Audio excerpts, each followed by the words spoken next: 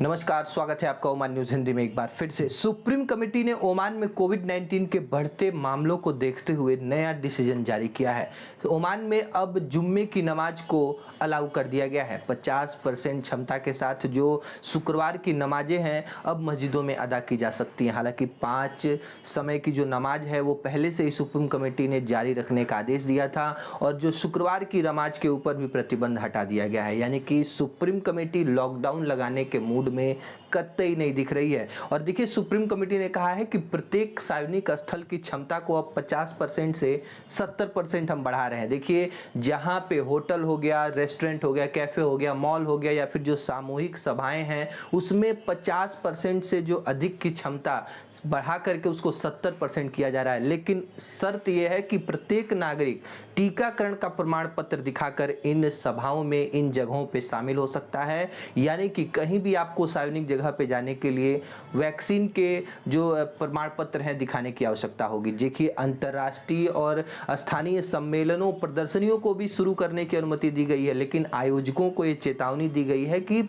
जो भी व्यक्ति स्टेडियम में आ रहे हैं या फिर जो सम्मिलित हो रहे हैं उनको अनिवार्य कीजिए कि उन्होंने कोविड-19 की वैक्सीन लगवाई हो। हालांकि बच्चों के वैक्सीनेशन के बारे में सुप्रीम कमेटी ने कहा है कि 12 वर्ष से अधिक आयु के जितने भी बच्चे हैं, जितने भी लोग हैं, उन सभी लोगों को कोविड-19 के बूस्टर डोज अवश्य लेनी चाहिए ताकि कोविड-19 के किसी भी प्रकार के जो संक्रमण है उससे हम बच सकें। ओमान में रह रहे प्रवासियों के लिए एक अपडेट है कि यदि आप ओमान में जाकर के शादी करना चाहते हैं तो सबसे पहले ओमान के सामाजिक विकास मंत्रालय से आपको विवाह की मंजूरी लेनी अति आवश्यक है।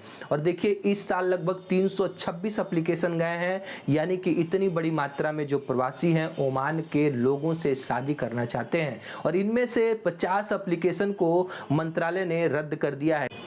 ओमान के स्वास्थ्य मंत्रालय ने पिछले 24 घंटे के अंदर 2356 नए कोविड मामले दर्ज किए। 2 व्यक्तियों की दुखद मृत्यु हुई है। सल्तनत में दर्ज कुल कोविड संख्या अब 3,59,256 हो गई है। मरने वालों का कुल आंकड़ा 4,190 हो गया है। जो लोग ठीक हो गए उनकी संख्या 3,31,473 है। यानी कि रिकवरी रेट सल्तनत में 92.3% की दर्ज की जा रही है। पिछले 24 घंटे के अंदर ओमान में 114 लोगों को हॉस्पिटल्स में एडमिट कराने की आवश्यकता पड़ी है और इस समय जो लोग हॉस्पिटल्स में एडमिट है उनकी संख्या 432 हो गई है।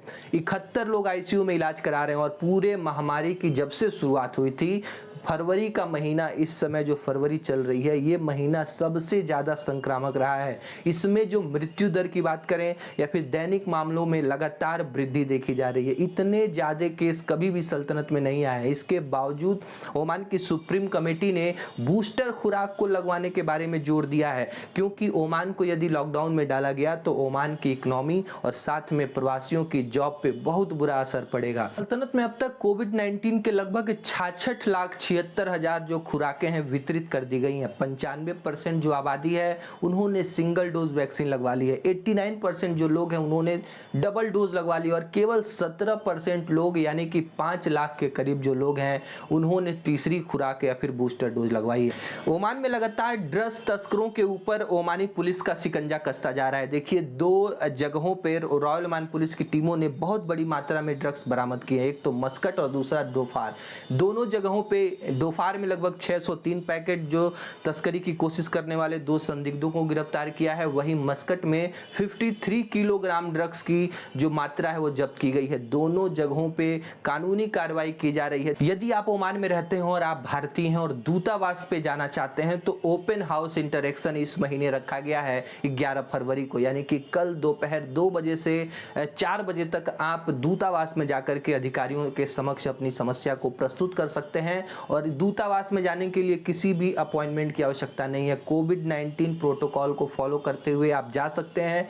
स्क्रीन पे दिए गए नंबरों पे आप संपर्क। सीबीएसई बोर्ड ऑफ इंडिया ने 26 अप्रैल 2022 से क्लास 10 और 12th के लिए बोर्ड परीक्षाओं का अनाउंसमेंट कर दिया है, यानी कि ऑफलाइन मोड में ये परीक्षा आयोजित होगी। रॉयल ओमान पुलिस ने एक यूरोपीय व्यक्ति को जबल हाट क्षेत्र से पहाड़ी से गिरकर घायल होने के बाद एयरलिफ्ट किया है, जिसे आवश्यक उपचार दिया जा रहा है। साथ में इसको तत्काल निजवा के हॉस्पिटल में एडमिट कराया गया। आपको पता होगा बहुत सारे सैलानी ट्रैकिंग का जुनून लेकर के ओमान आते हैं, लेकिन इसमें उतना ही खतरा है। तो जब भी आप ट्रैकिंग के लिए जाएं, आपको सबसे पहले इससे संबंधित जो भी सुरक्षा के उपकरण हैं या फिर ट्रेनिंग है वो लेने के बाद ही ट्रैकिंग करनी चाहिए, क्योंकि पहाड़ों की स्थिति समतल जमीन से बिल्कुल अलग होती है और यहाँ पे जो चोट लगने का खतरा बहुत ज़्यादा होता है। किसी भी प्रकार की आपातकालीन स्थिति पे आप 9999 पे कॉल कर सकते हैं। भारत के केंद्रीय स्वास्थ्य मंत्रालय ने पिछले 24 घंटे के अंदर केवल 67,084 नए मामले दर्ज किए हैं। 1,241 लोगों की मृत्यु हुई है। भारत में इस समय एक्टिव केस लोड घटकर 7,90,000 हो गया है। डेली पॉजिटिविटी रेट 4.5% की दर्ज की गई है और जो लोग भारत में वैक्सीन लगवा चुके हैं उनकी संख्या रिकॉर्ड पे रिकॉर्ड बनाती जा रही है। 171 करोड़ लोगों ने वैक्सीन लगवा लिया है। यदि आपने अभी तक वैक्सीन नहीं लगवाया है तो अपने नजदीकी स्वास्थ्य केंद्र पर जाएं और वैक्सीन को अवश्य लगवाएं।